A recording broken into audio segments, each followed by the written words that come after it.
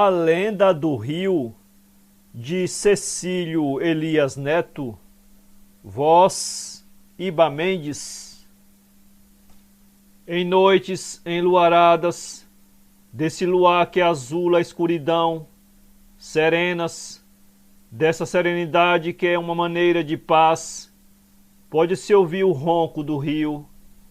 É impossível defini-lo, parece um gemido, um soluço, ou qualquer coisa que saiba a dor. A alma da gente se oprime aos bramidos que incessantemente ecoam pela paz noturna, misturando-se aos sons de violões que choram em cada esquina. É patético e ao mesmo tempo embriagador, pois esse rio que desliza em mágoas tem uma história, e ela desafia o tempo, conhecendo gerações, provando-se ser uma história poética como a alma do povo que cresceu com ela. Os pescadores, velhos pescadores de cabelos brancos e olhares românticos, contam-na, curvando-se em respeito e em temor. É bonito ouvi-los contá-las.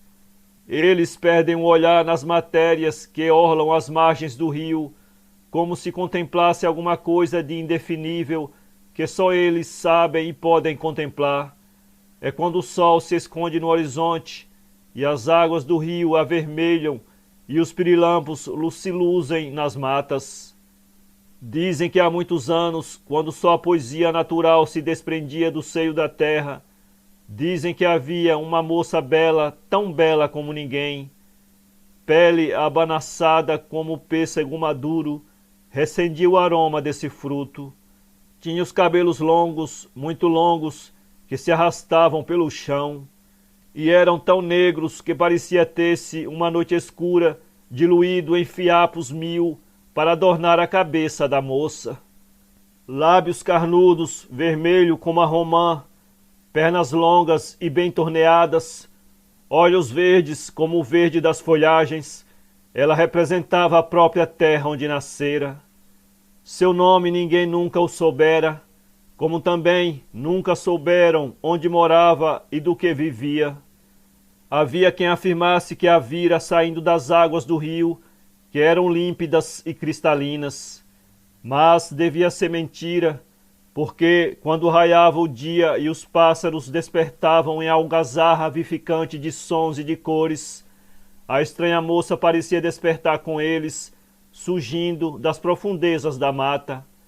Era então que a natureza emudecia, calando-se os pássaros, cessando-se a brisa e o próprio murmurar do rio.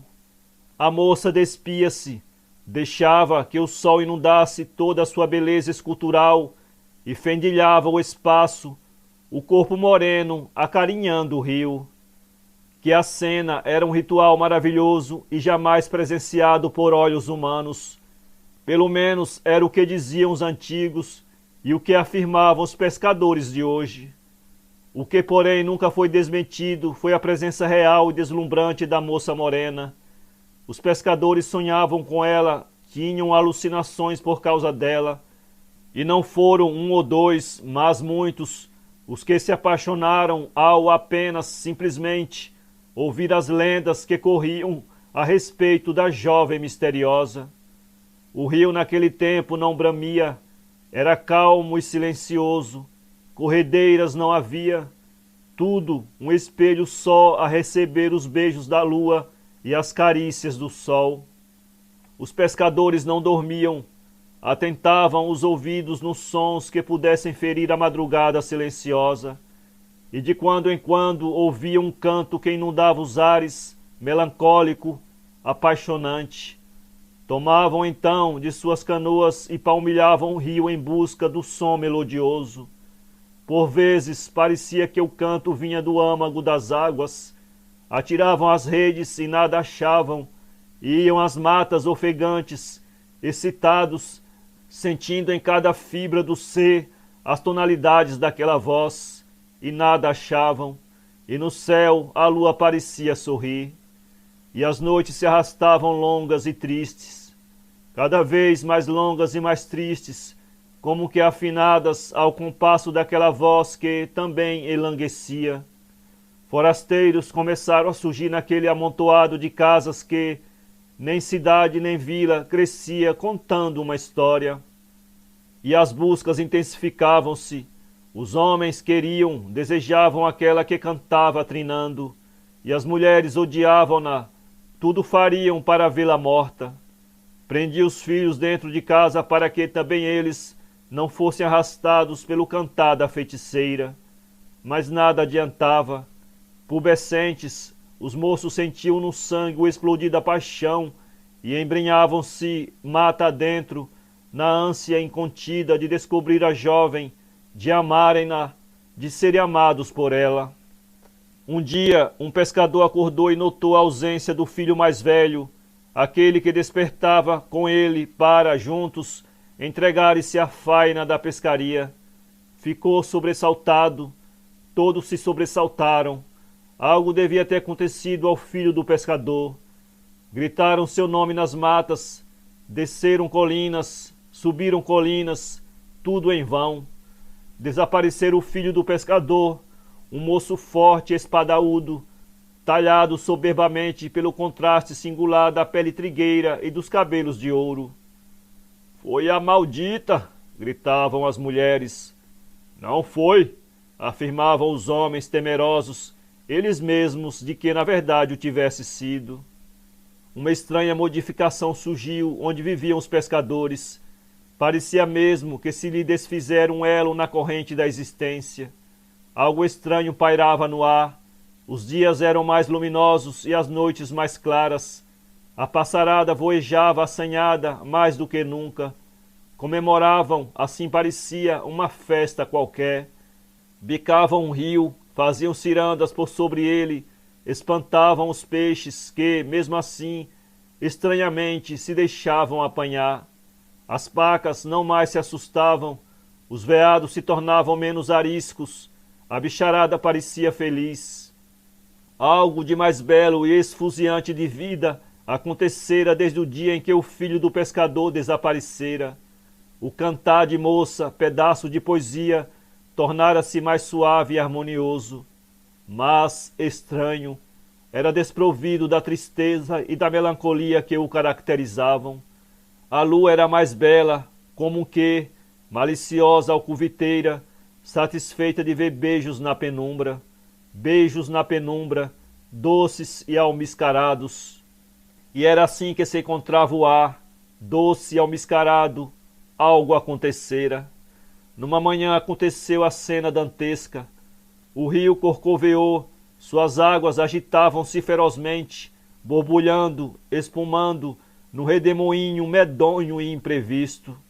Todou-se o céu, quebrou-se a poesia do ar, os pássaros voavam para longe, trêmulos, balbuciando pipilos de pavor. Os veados, as pacas, a bicharada toda galgava as colinas, fugindo do estrugir gigantesco das águas do rio. Os pescadores caíam de joelhos e rezavam. As casas eram arrastadas pelas águas. Não se sabia se chovia do céu ou da terra, pois tudo era água, água volumosa que se dilatava pelas distâncias. Pavor, só houve pavor entre os homens e as coisas. De repente o ruído cessou. Tornou-se um gemido longo e doloroso. Parecia um ser humano a chorar. Acalmaram-se as águas. Brilhou outra vez o sol. O rio, porém, não era mais límpido e cristalino, manso e suave. Despencava de um alto que não existia antes. Formava um redemoinho estranho e continuava a correr, veloz, agitado, como se fugindo de si mesmo. Os pescadores sentiram a modificação. Onde estava a placidez do rio? E o espelho natural que ele formava? Nada mais existia. O rio tornara-se de uma virilidade poderosa, vibrante de força e sedução. E gemia. Como gemia! Agora sim podiam afirmar que o canto da moça morena e bonita vinha do seio do rio. Mas como era dolorosa, dizia saudades e tristezas infinitas. E por que tão escuro se tornara ele que era a própria limpidez? E aquela espuma loura, tão loura e macia como flocos de algodão, de onde viera? ninguém sabia compreender, tudo modificara. Foi então que se espalhou a história, toda a beleza que houvera no ar, o perfume e a sedução, eram frutos do amor da moça morena e do filho do pescador. Haviam-se encontrado numa noite de luar. Ela cantava à beira do rio, sentada numa pedra, triste e melancólica, sozinha, tão só. O filho do pescador caiu-lhe aos pés em muda contemplação. Ela era mais bela que todas as belezas do mundo, tanto e tanto bela que, se a rosa a visse, jamais acreditaria ser chamada de bela. E a moça sorriu quando o viu ajoelhado a seus pés. Tomou-o pelas mãos, saíram a andar, amando-se a cada passo, beijando-se a cada suspirar. E a natureza perfumou-se ao mel daqueles beijos, ao aroma de sonhos daqueles suspiros. Engalanaram-se de alegria os pássaros, as flores, os bichos. Tudo recendeu aromas de amor. Quando o sol despertava, bocejando de sono, despertava de todo ao contemplar a maravilha de dois corpos perfeitos enlaçados num abraço de amor.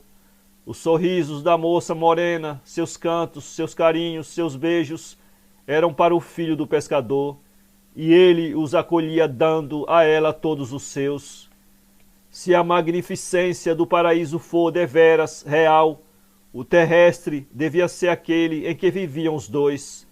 Sós, verdadeiramente sós, aspirando o calor morno da terra, bebendo a água cristalina das fontes, comendo do fruto saboroso das árvores, a vida lhes era somente amor. O que houve então que tudo se transformou, suspiros em ventos violentos, orvalhos em bátegas furiosas, suavidades em acrimônias? Ah, foi o fim de uma história de amor. Aconteceu que a moça não podia deixar de oferecer seu corpo às águas do rio, e oferecia-o todas as manhãs, um corpo ainda mais belo, porque transformado de amor. E o filho do pescador via fendilhando os ares, entregando-se ao rio. Não tinha ciúmes, não. Quem era o rio para roubar-lhe a preciosidade de sua vida?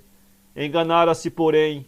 O rio também amava a moça morena, um amor imenso e profundo como as suas próprias profundidades, e sofria ao ver compartilhado o seu amor, o seu único amor.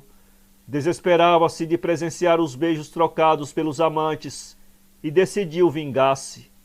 Na manhã do desencadear das fúrias da natureza, a moça morena resolvera banhar-se.